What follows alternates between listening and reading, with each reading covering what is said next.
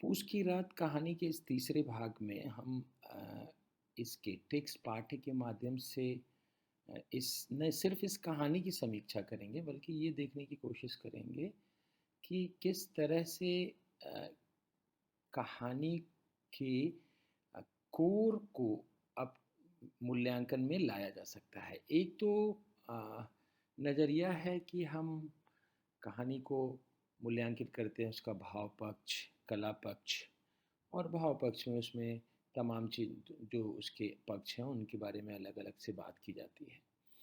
तो सब कुछ मिला-जुला हम इस तरह से देखने का प्रयास करते हैं जिससे कहानी के मर्म को हम पकड़ सकें। कहानी की शुरुआत का जो पहला सेंटेंस है वो है, हल्कू ने आकर स्त्री से कहा, सहना आए है, लाओ जो रुपए रखे हैं उसे दे दो, किसी तरह गला तो छूटे। ये देखिए बिल्कुल अनयूजुअल किस्म की शुरुआत है। एक इंट्रोडक्शन कहानी का है, एक क्यूरियसिटी यहाँ से होती है, ये कहानी का प्रस्थान बिंदु है। इससे इस कहानी के विषय के बारे में तो पता चल जाता है, लेकिन उसकी क्यूरियसिटी को भी हम समझ सकते हैं।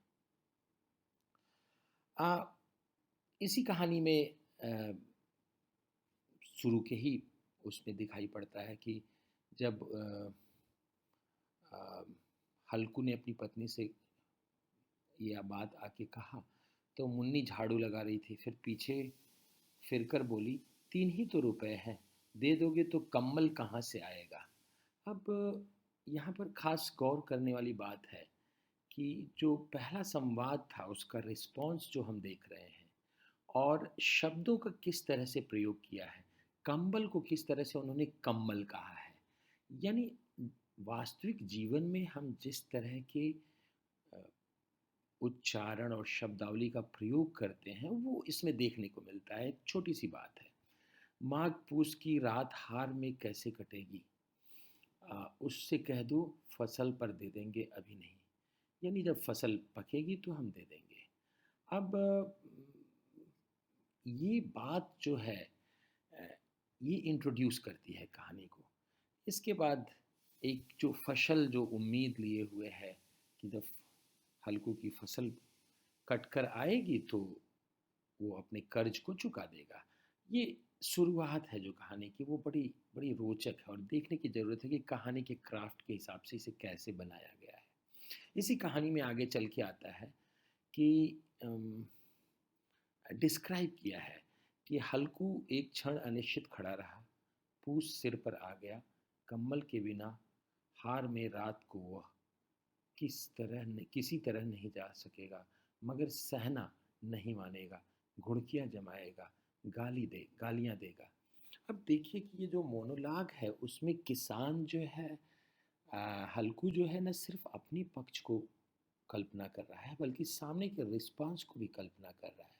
और आ, इस जद्दोजहद में वो एक प्रेमचंद इस कहानी के माध्यम से एक स्टेटमेंट भी देना चाहते हैं।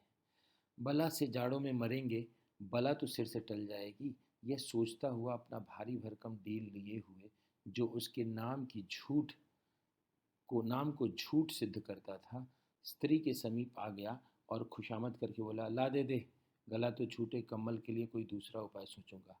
अब इसमें तमाम चीज़ें हैं, आप देखने की कोशिश करें कि वो पैसे जो है अपनी पत्नी से मांगने आता है और इस मोनोलॉग के बाद संभवतः वो, आप देखिए कि कैसे हल्कू न सिर्फ ये कह रहा है कि ला दे दे बाद में देखेंगे, बल्कि वो अपनी पत्नी का रिस्पॉन्स भी देखना चाहता है। और प्रेमचंद ने यहाँ कुछ नहीं कहा है, लेकिन इस पूरी कहानी में एक के बाद दूसरा जो सीक्वेंस है वो बड़ा दिलचस्प है। और ये ही एक महान रचनाकार का परिचय होता है कि वो किस तरह से चीज़ों को क्रिएट करता है। ये संवाद जो मोनोलॉग है वो एक एक तरह से बताता है कि कहानी आगे कहाँ जाएगी।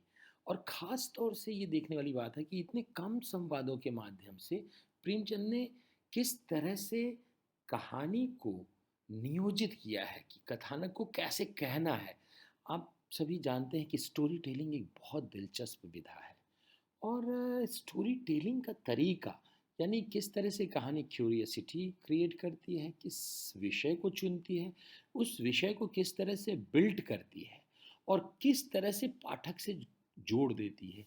ये बेहद खास बात है जो इस कहानी में देखने को मिलता है।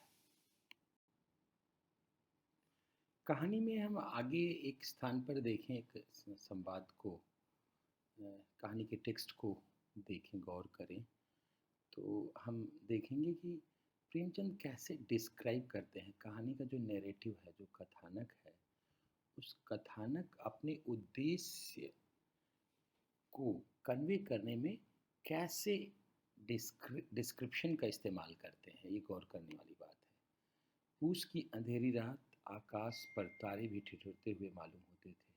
हल्कू ने अपने खेत के किनारे ऊख के पत्तों की एक छतरी के नीचे बांस के खटोले पर अपनी पुरानी गाढ़ी रंग की चादर ओढ़े कांप रहा था।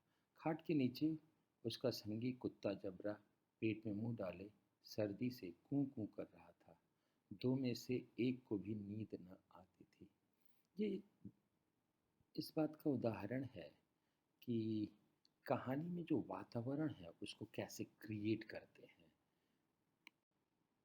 इसी कहानी में आगे हम पढ़ते हुए देखते हैं कि हल्कू ने हाथ निकालकर जबरा की ठंडी पीठ सहलाते हुए कहा, कल से मत आना मेरे साथ, नहीं तो ठंडे हो जाओगे।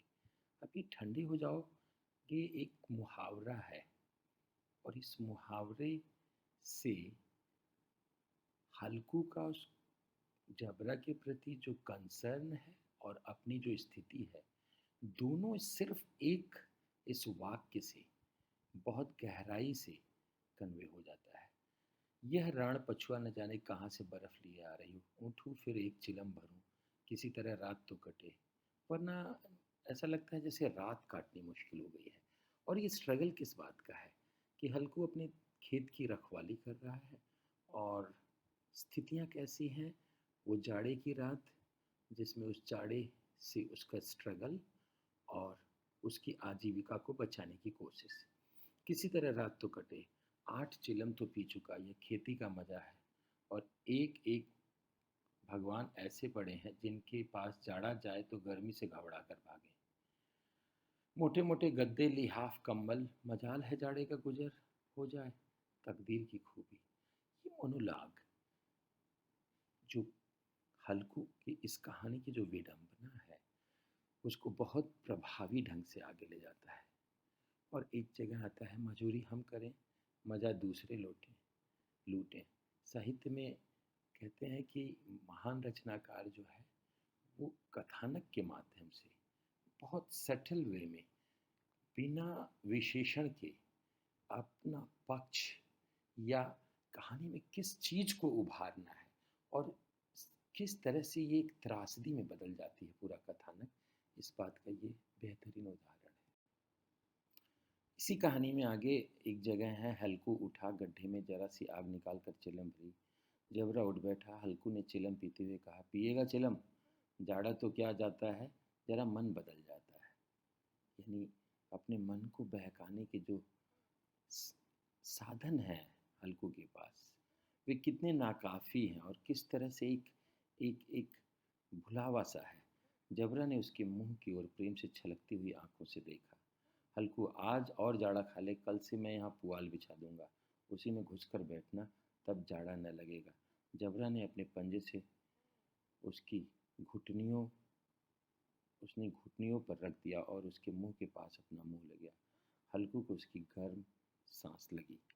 और अंत में इस कहानी में एक स्थिति आती है जब सुबह उसे नींद आ जाती है, और जब वो उठता है तो पता चलता है कि जिस खेत की रखवाली इस पूरे जद्दोजहद में वो स्ट्रगल करके वो कर रहा था, वो सारा खेत जानवर चर गए।